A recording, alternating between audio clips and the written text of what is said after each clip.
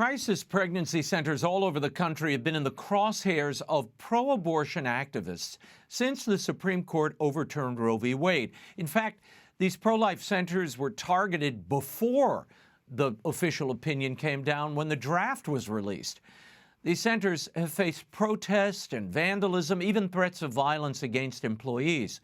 Now a coalition of faith-based crisis pregnancy centers has formed in Massachusetts to challenge that state's Attorney General, Maura Healey, to protect these centers.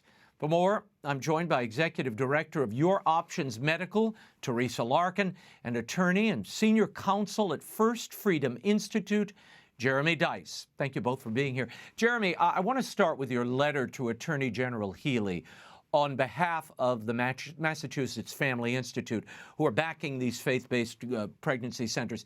In it, you write, each of our clients are concerned by your office's recent actions against pregnancy resource centers, along with its refusal to enforce the law to protect these centers from the wave of criminal actions taken against them. We ask that you remove the consumer advisory you issued in July of 2022.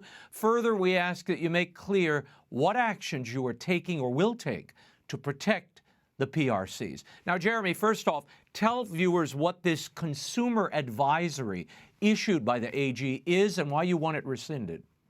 Well, it's an invitation and a license. It's an invitation, first and foremost, for those who disagree with these pro-life reproductive health facilities to file a frivolous complaint against them with the Attorney General of Massachusetts, and for her then to go and seek legal sanctions against them after an investigation that may or may not even be warranted. Secondly, it's a license to engage in violence and direct efforts against these pro-life, faith-based reproductive health facilities.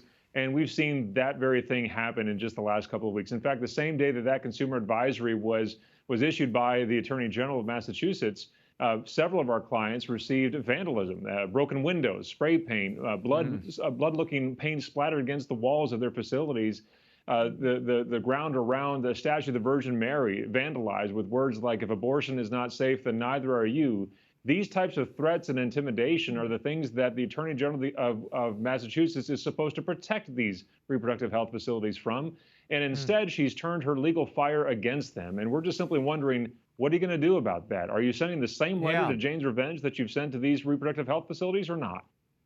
Why do you think the state of Massachusetts is so unwilling to take action against what's clearly vandalism, destruction of property, threats against employees? Have they taken any action at all? As far as we know, there's no similar letter. There's a letter that's been given to the reproductive health facilities that we represent. There's been this consumer advisory issued against them that is basically saying that these are a pariah and giving license to vandals and anarchists to abuse them and intimidate them and harass them. Okay, but wait, Jeremy, is there no investigation underway at all against the perpetrators of this violence? I think there have been cursory investigations by local police and by the FBI, but as far as we know, the Attorney General herself has done nothing at all as the chief law enforcement officer of the state of Massachusetts. And I would just like to hear from her as to whether or not she sent the same letter to Jane's Revenge and other groups like that have otherwise taken the opportunity to break the law with vandalism and other threats of intimidation that violate not only state civil rights laws, but also federal laws as well. Right. Teresa, you are executive director of Your Options Medical, one of the centers who signed on to this letter. Now, your center has been in operation since 1998. Have you suffered any vandalism or threats of violence since Roe was overturned? Yes, we have. We've been victimized and vandalized with the Jane's Revenge. If abortions aren't safe, then neither are you. We've had protests in front of our building, putting up signs, fake clinic, you need to close now, things like that. Teresa, share with the audience the services that your center provide and why this is so controversial, particularly when abortions are still widely available in your state. I mean, I don't really understand why they're targeting you when they can. It's not like abortion is outlawed in Massachusetts. Exactly. So our center is one of the is a medical clinic. We are licensed by the Department of Public Health to provide free pregnancy testing and ultrasounds and support services. So in addition to the free medical services that we provide, we also do ongoing support, give our ladies resources, our moms. We provide all sorts of ongoing referrals for them if they're looking for help beyond in order to successfully parent or release for adoption. So we really don't understand why we would be a target for these attacks. Jeremy, well over 60 pregnancy resource centers across the country have been vandalized. Some were even firebombed since May. You mentioned Jane's Revenge. They've claimed responsibility for some of these attacks. You're arguing that the AG's advisory and their inaction is defending these centers, and it's a clear violation of the U.S. Constitution. As the chief law enforcement officer of the state, doesn't Healey, the Attorney General, have a duty to protect the citizens of Massachusetts, no matter their political or religious beliefs? How is this office getting away with this? Yeah, it's a great question for Attorney General Healey to answer, and the voters should be reminding her of her obligations to all citizens of the Commonwealth of Massachusetts.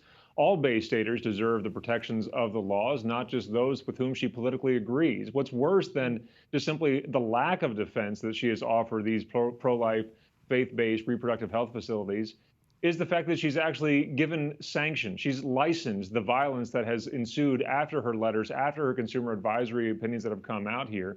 And so it's actually worse than not giving a defense. It's the fact that she's encouraging others by her inaction to engage in politically motivated attacks against these reproductive health facilities. And I got to add real quick that those types of threats and intimidations, those acts of violence against these pro-life reproductive health facilities, that's a violation of state and federal law. It doesn't take a genius to have to argue this. It's simply vandalism that you can prosecute, and she ought to be prosecuting that at a bare minimum. But in terms of civil rights, she, as anybody, more than anybody, as a civil rights attorney herself in private practice, should know that you cannot intimidate or block access to a reproductive health facility just because you disagree with the ideology, the faith-based ideology that motivates this organization. TERESA, critics of pregnancy resource centers, say centers like yours mislead women and try to talk them out of abortions that they really want. What would you say to those critics? Well, we tell them we can't really talk anyone out of doing anything. We don't have that kind of power. What we do offer is information. We strongly feel that informed consent is one of the most basic elements of just universal health care in general. So for women to be making a major decision about a pregnancy without all the information or the facts is really is just almost unconscionable. Before I let you go, Jeremy, any response from the Attorney General of Massachusetts' office? Not yet, but we certainly hope that that's going to come very soon. I mean, as of this past Sunday evening, one of our clients, thankfully, they had hired 24-hour security for their facility. They thwarted yet another attack against them. Someone was going to throw a brick through their window again. And so the time is absolutely of the essence here right now. People are left feeling unsafe. Clients are not coming to these facilities as they have every right to be able to do. And instead of protecting these reproductive health facilities, she's placed a target upon them. And we hope she changes that very, very soon. Is there a legal redress here? Could you sue the Attorney General?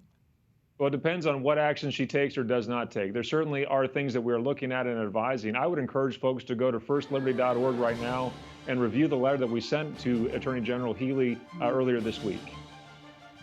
Jeremy Dys, TERESA Larkin, thank you both for being here.